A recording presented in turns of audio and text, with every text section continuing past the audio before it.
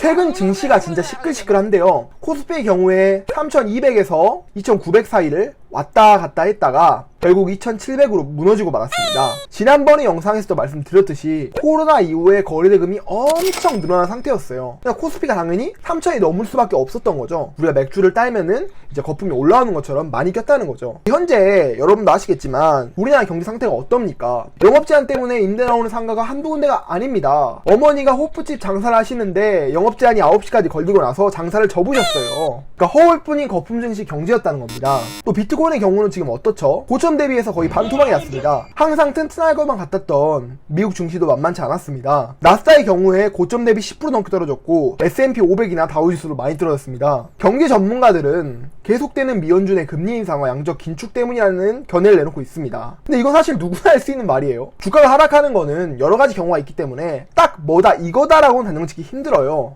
그 와중에 오징어 게임으로 한창 주가를 올리는 넷플릭스가 하루 만에 20% 넘게 폭락했습니다. 이렇게 대기업의 주가가 하락하는 이유는 되게 몇 가지가 있는데요. 가장 대표적인 것이 바로 어닝 쇼크 같은 매출 실적입니다. 넷플릭스 경우에는 작년 4분기 순이익과 실적이 예상치를 부합했다고 합니다. 하지만 신규 가입자가 예상을 저주해가지고 이렇게 폭락이 일어난 건데요. 넷플릭스 경우에는 작년 4분기에 무려 828만 명이나 가입자 수를 확보했으나 20년 4분기에 비하면 되게 낮은 수치라고 합니다. 또 올해에는 1분기에 250만 명 정도 확보할 예정이라고 했는데 이거는 작년 1분기에 400만 명을 모았던 거에 비하면 현저하게 낮은 수치라는 거죠. 더군다나 OTT 시장에서 디즈니 플러스 및 애플 TV의 기세가 커짐에 따라서 성장세가 둔화된 것으로 추측됩니다. 우리가 치킨을 시켜도 국내로 시킬 수 있고 내래도 시킬 수 있고 프라닭도 시킬 수 있고 여러 가지 시킬 수 있듯이 이젠 더 이상 넷플릭스만이 유일하지 않다라는 거죠. 이렇게 증시가 심상치가 않은데 경쟁 업체까지 커지고 있으니까 넷플릭스 주가가 떨어질 수밖에 없었던 거죠. 일본의 버블 경제, 닷컴 버블, 미국의 부동산 버블 등을 예측했던 사람이 있습니다. 굉장히 유명한 사람이에요. 제레미 그랜섬이라는 투자가 있는데요. 이 사람이 미국 증시가 50% 넘게 폭락할 수 있다는 예측을 내놨습니다.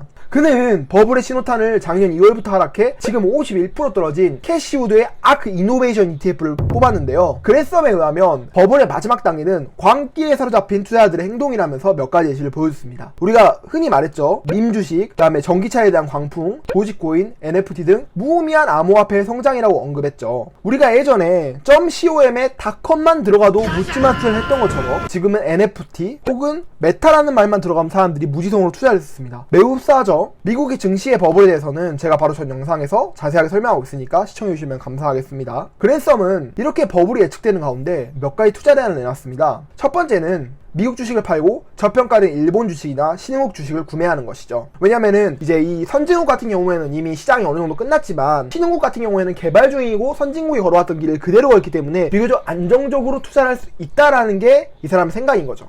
또 금이나 은 같은 것에도 투자를 하라고 했습니다. 왜냐면 주식이 영원할 수는 없으니까요. 하락장이 계속되게 되면은 사람들은 현물, 금이나 은 같은 거에 투자를 많이 할 거기 때문이죠. 또 국내 투자자나 비트코인 투자자가 지금 모두 패닉 상태에 빠져서 자산을 던지고 있는데 이는 결코 좋은 판단이 아니라고 생각합니다. 우리가 봄, 여름, 가을, 겨울이 있는 것처럼 상승이 있으면 하락도 있는 거예요. 주가가 오르락내리락 하는 것은 당연한 겁니다. 너무 나쁘게만 받아들이지 말고 기회라고 생각하고 이번 기회에 좋은 기업의 주식을 또 매수했으면 좋겠습니다. 이 시기가 하락장이 언제까지 이어질지는 모르겠지만 이 시기에 우리가 해야 할 행동은 멘탈을 잡고 최대한 현금을 많이 모아서 자산에 투자하는 것이라고 생각합니다. 우리 모두 공부 열심히 해서 꼭 부자가 됩시다. 여러분들과 함께 하겠습니다. 우아한 경제였습니다.